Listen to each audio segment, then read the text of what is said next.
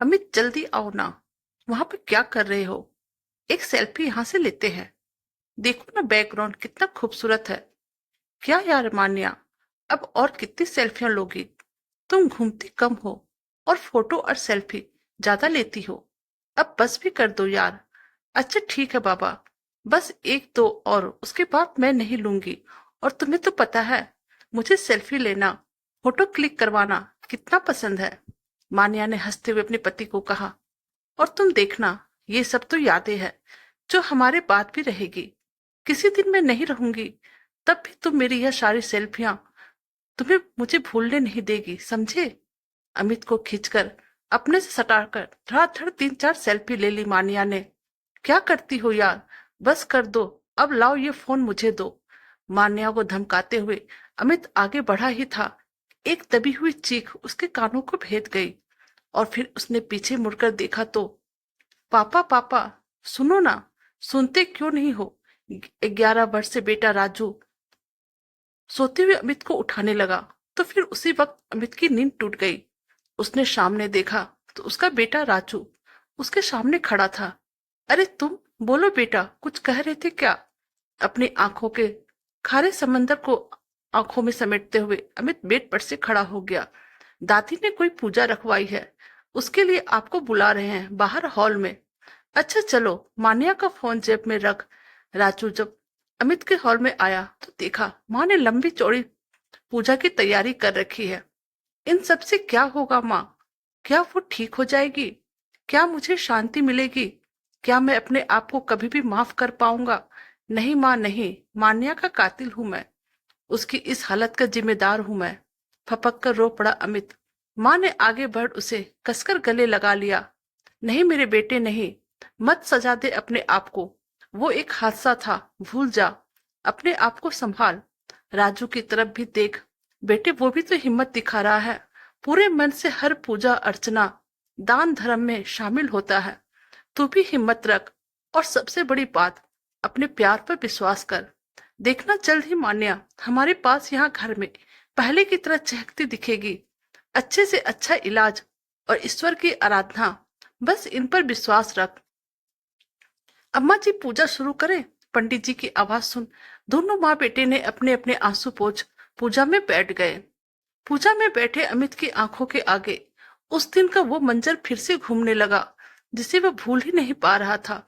2 साल हो गए उस हादसे को जिसने एक हंसते खेलते घर को दुखों से भर दिया था। मान्या और अमित गर्मी की छुट्टियों में मनाली घूमने गए थे।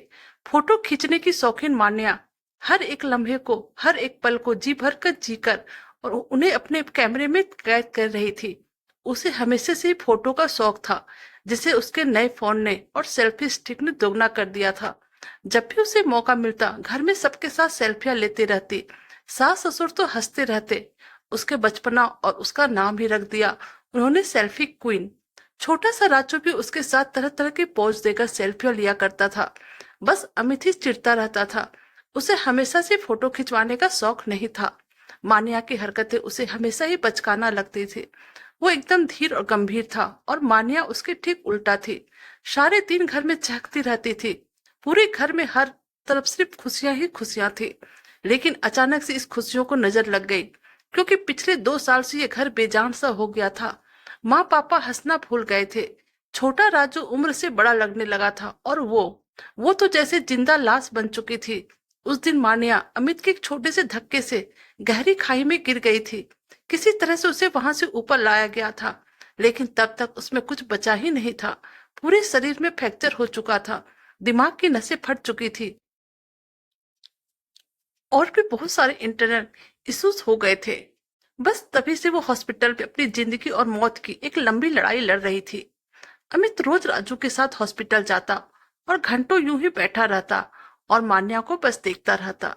एक पल में ना जाने कितनी बार उसने मन ही मन माफी मांगता और अपने आप को कोसता कि काश उस दिन वो मान्या को ऐसे बिना देखे कि वो कहाँ खड़ी है धक्का नहीं देता।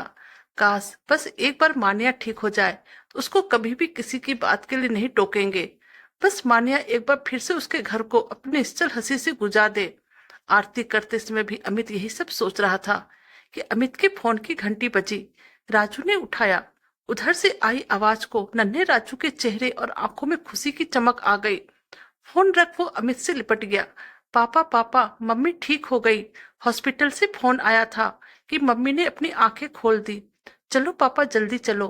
क्या मानिया ठीक हो गई? मेरी मानिया ठीक हो गई? माँ पापा सुना आपने, आपकी सेल्फी क्वीन ठीक हो गई। चलो राजू, आज मान्या के साथ ढेर सारी सेल्फियां लेंगे। अमित भी बच्चों की तरह अपने मम्मी पापा से लिपट गया। यह कहानी नहीं, अपने आप में एक सच्चाई है। न जाने आज तक कितने लोग इस सेल्फी के चक्कर में अपनी जान गंवा चुके हैं और फिर उनके पीछे रह जाती है उनके परिवार वालों के पास बस उनकी यादें। दोस्तों, सेल्फी जिंदगी से ज्यादा जरूरी नहीं है, क्योंकि आप है तो आपकी सेल्फी है, नहीं तो कुछ भी नहीं है। कहानी अच्छी लगे तो प्लीज हमारे चैनल को लाइक कीजिए, सब्सक्राइब कीजिए और शेयर कीजिए। Thank you.